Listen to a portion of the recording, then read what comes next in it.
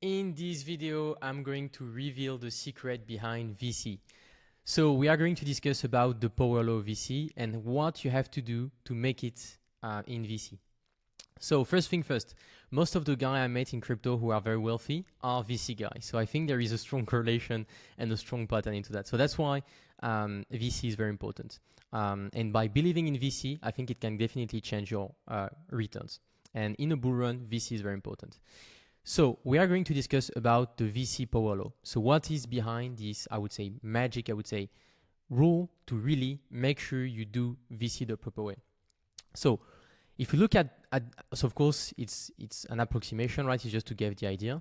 So let's say you are doing some deals. It says that in average, we'll have like less than 10% of big winners and 90% of the returns will be under one. And then you will have, let's say, 1% that will be crazy returns. So of course, in crypto, this VC power law is a bit different. I think you have a bit more winners, but a bit less unicorn, I would say, or super big winners. So the distribution of return is a bit different. But this is the rule you have to keep in mind. And I think the most important quote is like one unicorn. So one company you invest in that really get like big growth and like gives you the big return can return your entire, I would say, investment. So off of that, knowing that, making sure that this is like what it is and this is what we believe, how can we make sure that we optimize this law? So to really optimize it, first thing first is like you need to not thinking of like timing the market. I think it's important to adapt to the narrative and try to predict, anticipate the market, but you don't want to time the market. So you always want to be allocating capital. For example, on my side, I have told myself during the next 2 years, I will try to allocate this portion of my capital every month, trying to do at least 1, 2, 3, 4 deals every month. And as long as I find good deals, I will just keep allocating.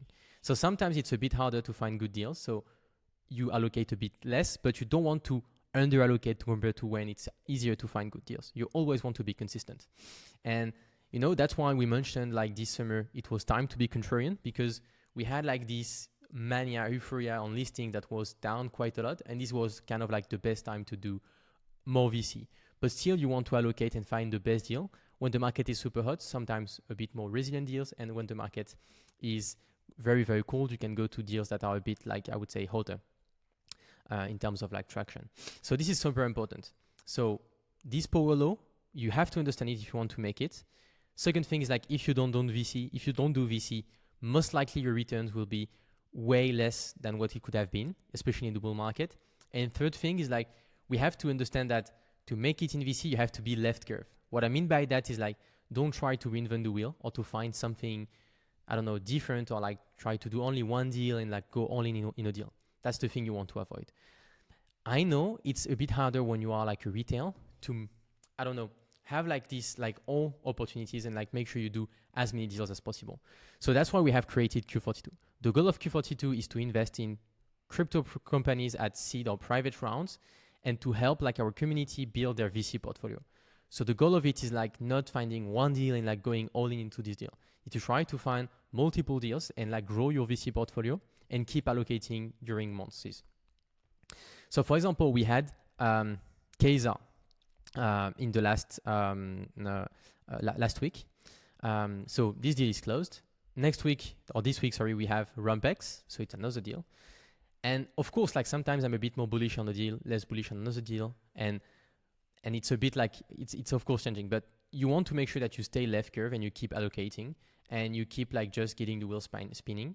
And of course, like do your research on the project. If you have a bigger conviction, you can size a bit more, but try to not like change your sizing way too much. I would say that the last thing I wanted to mention is, of course, this is not financial advice and everything, right? But really, it's very important to be left curve. And I think people underestimate this factor in VC and especially in crypto. And that's why like we don't really, not many people discuss about VC just because like it's a bit less sexy and it's a bit like you have to be stubborn on this strategy, making sure like you are convinced about this power law, you believe in VC, and then you just have to follow like a left curve, I would say, way of allocating. So yeah, that was your quote about VC and the VC power law.